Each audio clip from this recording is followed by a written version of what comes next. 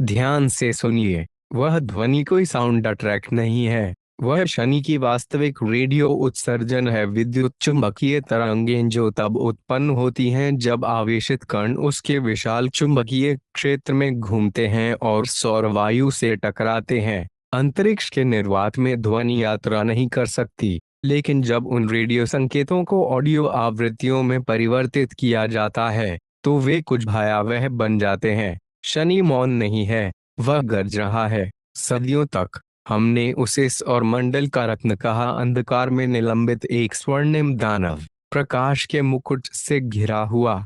दूरबीनों में वह शांत दिखाई देता था, परिपूर्ण, अछूता। लेकिन अंतरिक्ष में सुंदरता अक्सर एक भ्रम होती है। शनि एक गैस दानव है जो मुख्यतः हाइड्रोजन और हीलियम से बना है। उसका व्यास लगभग 1,16,000 किलोमीटर तक फैला है, पृथ्वी से लगभग 9 गुना चौड़ा। फिर भी वह इतनी तेजी से घूमता है कि एक दिन केवल 10.7 पृथ्वी घंटों का होता है। यह अत्यधिक घूर्णन ग्रह को उसके ध्रुवों पर चपटा और भूमध्य रेखा पर उभरा हुआ बना देता है, जिससे उसका आकार थोड़ा दबा हुआ गोले जैसा, लगभग कद्दू जैसा हो जाता है। उसका औसत घनत्व इतना कम है कि सिद्धांत रूप में यदि पर्याप्त बड़ा महासागर होता तो शनि उसमें तैर सकता। यह एक शांत दुनिया नहीं है, यह एक हिंसक महादानव है। पृथ्वी से शनि केवल ठोस दिखाई देते हैं, चमकती हुई स्वर्णिम पट्टियां।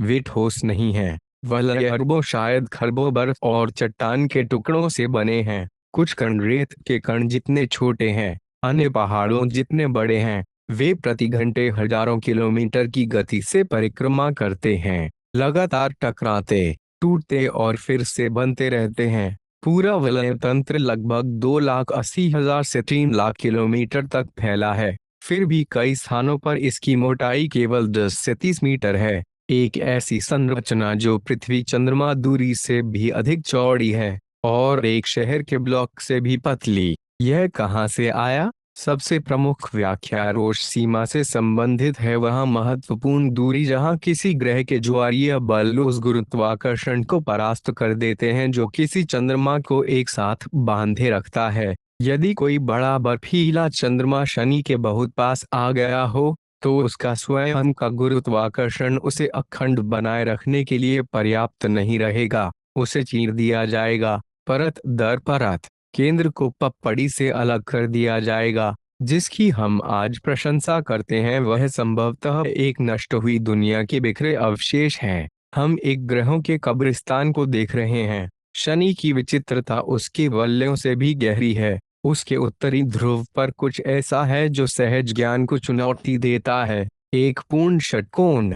इसे पहली बार 1980 के दशक में नासा के वोयेजर अंतरिक्ष यान द्वारा पहचाना गया और बाद में कैसिनी मिशन द्वारा विस्तार से अध्ययन किया गया। यह कोई प्रतीक नहीं है, यह एक जेट स्ट्रीम है, एक विशाल वायुमंडलीय धारा जो सैकड़ों किलोमीटर प्रति घंटे की गति से बहती है। यह षटकोण लगभग 30,000 किलोमीटर चौड़ा है। 4 पृथ्वियां इसके भीतर समा सकती हैं। द्रव गति की सामान्यता वृत्त और सर्पिल बनाती है, लेकिन कुछ विशेष परिस्थितियों में जिनमें वायुमंडलीय पट्टियों में तीव्र वेग भिन्नताएं शामिल हैं, स्थिर बहुभुजीय पैटर्न उत्पन्न हो सकते हैं। शनि का षटकोण दशकों से बना हुआ है। इसके केंद्र में एक गहरा भंवर घूमता है। जटिल वायुमंडलीय रसायन के कारण लाल रंग का एक ज्यामितीय सीमा के भीतर एक तूफान जैसा तंत्र, गणित के आकार का एक तूफान। बजकर 29.5 पृथ्वी वर्षों में एक शनि वर्ष ग्रह एक नाटकीय परिवर्तन से गुजरता है।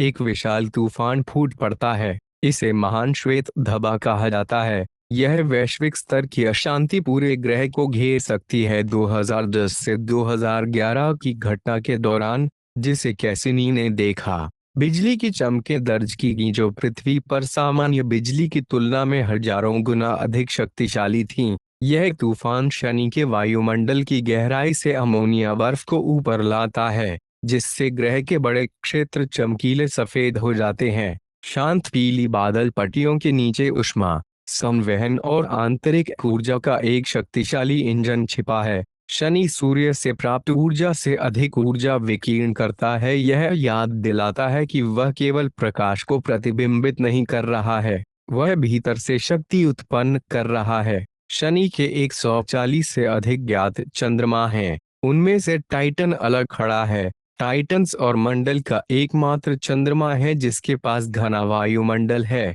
वहां की सतह पर वायुदाब पृथ्वी का लगभग 1.5 गुना है। तापमान लगभग 179 डिग्री सेल्सियस के आसपास रहता है। टाइटन पर नदियां हैं, झीलें हैं, बादल हैं, वर्षा है, लेकिन वह तरल पानी नहीं है। वह मीथेन और एथेन है, हाइड्रोकार्बन जो टाइटन की अत्यधिक ठंड में तरल बने रहते हैं। मीथेन टाइटन के वायुमंडल में उसी प्रकार चक्रित होता है जैसे पृथ्वी पर पानी चक्रित होता है, जिससे बादल, वर्षा और सतही जलाशय बनते हैं। गुरुत्वाकर्षण पृथ्वी से कमजोर है, इसलिए वर्षा धीरे धीरे गिरती है। उसकी सतह पर विशाल अंधेरी टीलें फैली हुई हैं, सैकड़ों मीटर ऊंची, जो हाइड्रोकार्बन कणों से बनी हैं। जटिल कार्बनिक अणु जो वायुमंडल में प्रकाश रासायनिक प्रतिक्रियाओं से निर्मित होते हैं। टाइटन भयावह रूप से परिचित दिखता है, लेकिन वह पूरी तरह अलग रसायन विज्ञान पर आधारित है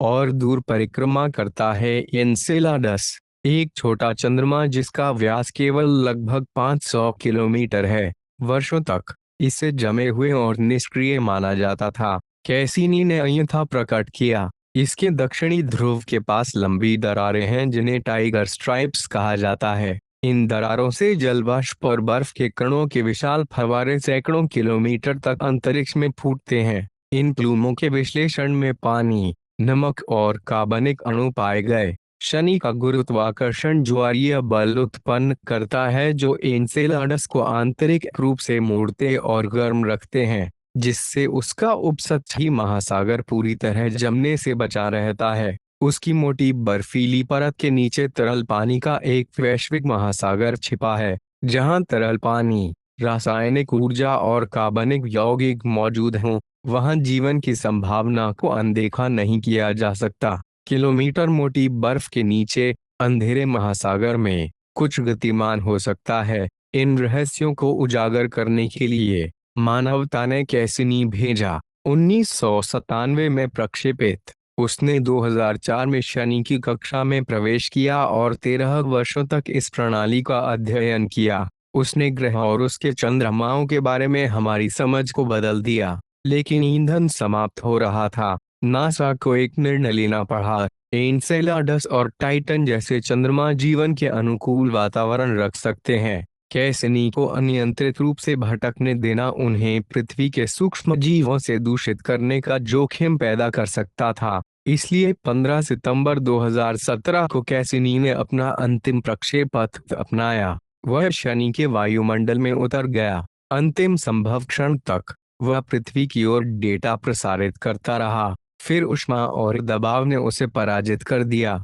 अंतरिक्ष ज्ञान विघटित हो गया, वाष्पित हो गया और उस ग्रह का हिस्सा बन गया जिसका उसने अध्ययन किया था। शनि शाश्वत प्रतीत होता है, वह नहीं है। उसके वलय धीरे धीरे लुप्त हो रहे हैं। माप संकेत देते हैं कि रिंगग्रीन दाशकण जो चुंबकीय क्षेत्र रेखाओं के साथ सर्पिल करते हुए ग्रह में गिरते हैं, वलय तंत्र से सामग्री को लगातार कम कर रहे हैं। लगभग 100 मिलियन वर्षों में, जो ब्रह्मांडीय समय में एक क्षण भर के समान है, वलय पूरी तरह समाप्त हो सकते हैं। शनि बना रहेगा, लेकिन उसके मुकुट के बिना। इसलिए जब आप ऊपर देखें और रात के आकाश में उस स्वर्णिम चाप को देखें, तो याद रखें, आप एक अस्थायी उत्कृष्ट कृति देख रहे हैं, गुरुत्वाकर्षण द्वारा आकारित, भौतिकी द्वारा संचालित और हिंसा द्वारा तराशी गई। शनि हमारे आकाश की सबसे सुंदर वस्तुओं में से एक है, और ब्रह्मांड में सुंदरता और क्रूरता अक्सर साथ साथ अस्तित्व में रहती हैं।